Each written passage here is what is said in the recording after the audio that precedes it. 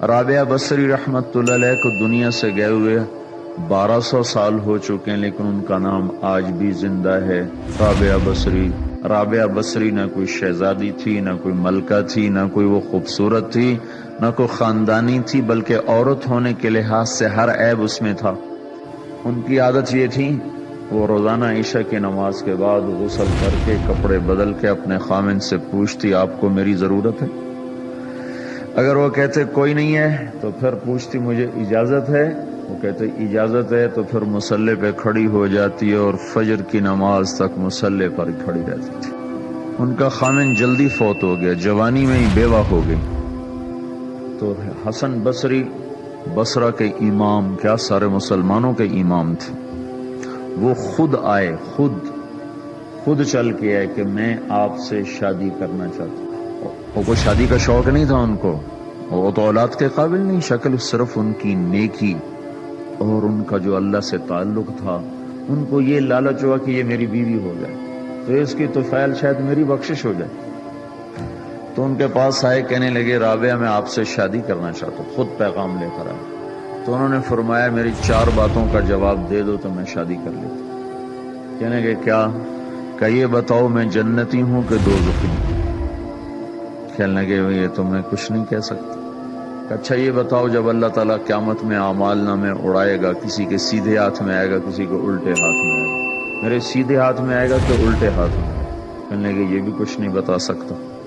کہنے لگے اچھا یہ بتاؤ جب اللہ نیکیوں کو تولے گا، کسی کی نیکیاں بڑھ جائیں گی، کسی کے گناہ بڑھ جائیں گے، میرے گناہ زیادہ ہوں گے نیکیاں زیادہ ہوں گی؟ کہ یہ بھی نہیں بتا سکتا۔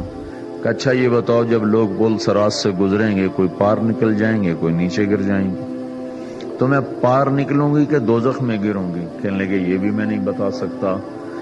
تو پھر فرمایا اچھا جاؤ مجھے تیاری کرنے دو، مجھے ان 4 باتوں کی تیاری کرنی ہے، میرے پاس شادی کے لیے وقت کوئی نہیں ہے۔ جو اللہ سے دوستی لگا لیتے ہیں اللہ دنیا ان کے لیے مسخر کر دیتے، اللہ دنیا ان کے پاؤں میں ڈال دیتے۔ تو جب ان کا انتقال ہوا، رات کو ان کا انتقال ہوا، تو اپنی خادمہ سے کہا بس 2-4 آدمی بلا کے مجھے جلدی سے دفن کر دو، کسی کو نہ بتاؤ، صبح لوگوں کو بتا دینا اور مجھے کفن دینا میری اس چادر میں جس میں میں تہجد پڑھا کرتی تھی۔ تو انہوں نے راتوں رات دفن کر کے صبح اعلان کیا، شور مچ گیا، ہائے کیوں بتایا، کیوں نہیں بتایا، کیوں؟ تو اگلی رات ان کی خادمہ نے ان کو خواب میں دیکھا، سبز لباس پہنا ہوا، حسن و جمال، سورج چہرے پہ چمک رہا۔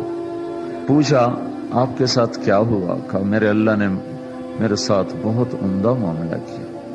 کہا آپ کی وہ چادر کہاں گئی جس میں آپ کو کفن دیا تھا؟ کہا وہ اللہ تعالیٰ نے اتار لی ہے اور مجھے جنت کا جوڑا پہنایا ہے، اور اس چادر کو اللہ نے سنبھال کے رکھا ہے، جب قیامت کے دن میری نیکیوں کو اللہ تولے گا تو اس چادر کو بھی اس میں تولے گا۔ انہوں نے پوچھا منکر نکیر کا کیا ہوا؟ کہا وہ آئے تھے تو انہوں نے مجھ سے کہا من ربکی، تیرا رب کون ہے، تیرا رب کون ہے؟